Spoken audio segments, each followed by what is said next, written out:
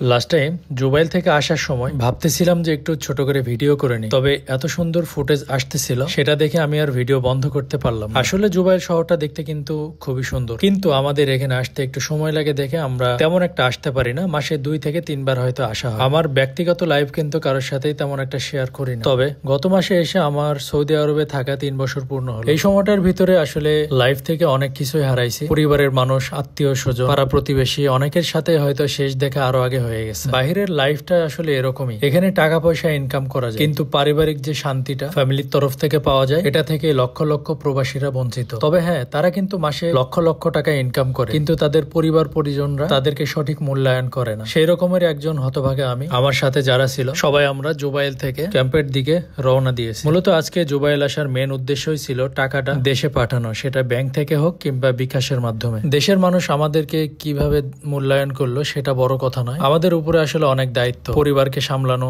ছোট হয়েও অনেক বড় বড় আদেশ পালন করা, যে দায়িত্বগুলো শুধুমাত্র একজন প্রবাসীরাই নিতে পারে। তার মেন কারণ হলো তারা যে কারি টাকা ইনকাম করে সেটা হয়তো কেউ ফ্যামিলির পিছনে খরচ করে, অথবা কেউ জমা করে, অথবা কেউ প্রিয় মানুষের শখ আবদার সবকিছু নির্দ্বিধায় পূরণ করে। প্রত্যেক মাসে একটা করে মেসেজ আসে মোবাইল ফোনে কোম্পানির তরফ থেকে, এত এত টাকা আপনার স্যালারি আসবে এই মাসে। সেই মেসেজটা দেখার পরে মনের ভিতরে অন্যরকম একটা খুশি কাজ করে, যেটা আসলে বলে বোঝানো সম্ভব না। কিন্তু সেই খুশি শেষ হতেও কিন্তু বেশি টাইম নেয় না। প্রত্যেক মাসের 3 কিংবা 4 তারিখের দিকে জুবাইলে আসা হয়। ছোটখাটো কিছু কেনাকাটা থাকলে সেটা করে নেওয়া হয়, বাদ বাকি টাইমটা ব্যাংকে গিয়ে লাইনে দাঁড়ায় টাকা পাঠানোর জন্য লাইনে দাঁড়ায় থাকা লাগে। আমি 2022 সালের জুন মাসে সৌদি আরবে আসি। তখন আমার বয়স মোটামুটি কমও ছিল না এবং বেশিও ছিল না। আমার সার্টিফিকেট অনুযায়ী যে বয়সটা ছিল সেটা পরিবর্তন করে আমার আইডি কার্ড বানানো হয়, কারণ তখন 21 বছর পুরা না হইলে আমাকে বাহিরে আসার কোনো ভিসা দিচ্ছিল না। সেটা শুধুমাত্র আমার ভিসা জটিলতার কারণে বয়সটা একটু বাড়ায় নেওয়া হয়। তবে এখন আর সেই সার্টিফিকেটের জন্য আফসোস লাগে না, কারণ বই থেকে শিক্ষা নেওয়ার যতটুকু আমার প্রয়োজন ছিল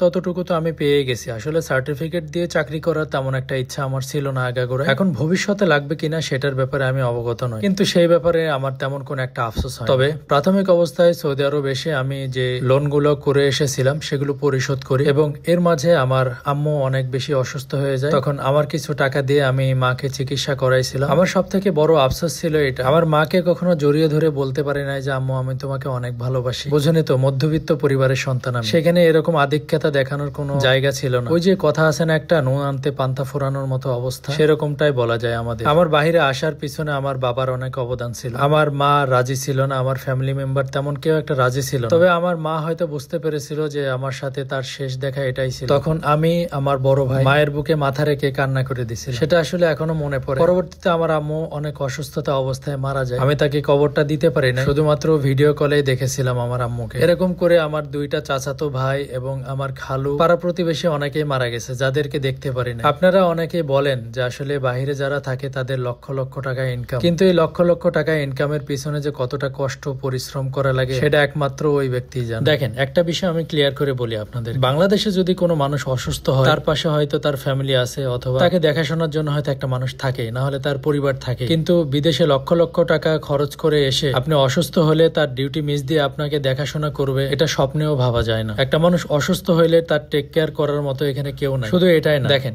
ঈদের ভিতরে আসলে পরিবারের সাথে কতই না আনন্দ করতাম আমরা, কিন্তু এই প্রবাসে আসার পরে ঈদের দিন সকালবেলা পর্যন্ত তাদের সাথে তেমন একটা কথা হয়। কারণ কি জানেন, হয়তো ফ্যামিলির মানুষজন অনেক ব্যস্ততা দেখায়, নামাজ পড়তে যাইতে হবে, কুরবানি জবাই দিতে হবে, এটা করতে হবে, ওটা করতে হবে, অথচ দেখেন তার টাকাটা দিয়েই কিন্তু কুরবানিটা দিয়েছে। ইভেন আমি এরকম গল্প অনেক শুনেছি যে একজন ব্যক্তি 5-10 বছর বাইরে থাকার পরে যত টাকা সঞ্চয় করেছিল সবটাই তার পরিবারকে কিংবা ফ্যামিলিকে দিয়ে দিছে, জমি কেনার জন্য, জায়গা কেনার জন্য, ব্যবসা প্রতিষ্ঠান করার জন্য। পরবর্তীতে দেখা যায় তার বাপ সেখান থেকে টাকা নিয়ে জায়গা জমি এবং অর্থ সম্পদ ঠিকই বানায়, কিন্তু তার অন্যান্য ছেলে মেয়ে তাদের ভবিষ্যৎ গড়ার জন্য সে টাকাগুলো খরচ করে ফেলে। এমনকি বিশ্বাস করে হয়তো তার ওয়াইফকেও টাকা দিয়েছে, সে সেই টাকা নিয়ে অন্য কোথাও চলে গেছে। আমার ছোট্ট একটা প্রশ্ন, তাহলে এই যে বেচারি 5-10 বছর ধরে তার জীবনটাকে নষ্ট করে বাহিরে খেয়ে না খেয়ে টাকা ইনকাম করে তার পরিবারকে দিল, সেই ফ্যামিলি টাকা পয়সা সবকিছু নষ্ট করে তাকে শূন্য হাতে রেখে দিল, এটা কি আল্লাহ কখনো মাফ করবে? আমার তো জানা নাই। আমার জানা মতে এতটুকুই আমার মনে পড়ে যে আল্লাহ তাআলা বান্দার হক কখনো মাফ করবেন না, সেটা মাত্র সেই বান্দারই অধিকার আছে। তো যাই হোক, এটাই হলো বাহিরে যারা থাকে তাদের জীবনের গল্প। এরপরে আসি দেশের বাইরে যারা থাকে তাদের কর্মসংস্থান এবং কাগজপত্র জটিলতার কারণে অনেক সমস্যার ভিতরে পড়ে অনেকে। বিশেষ করে বাংলাদেশিদের কাজের সেক্টরগুলোর দুরবস্থা বলা মুশকিল। 50 ডিগ্রি সেলসিয়াস তাপমাত্রায় কাজ করতে হয় কিছু কিছু সময়, কারণ সৌদি আরবের গরমের সিজন সিজনটা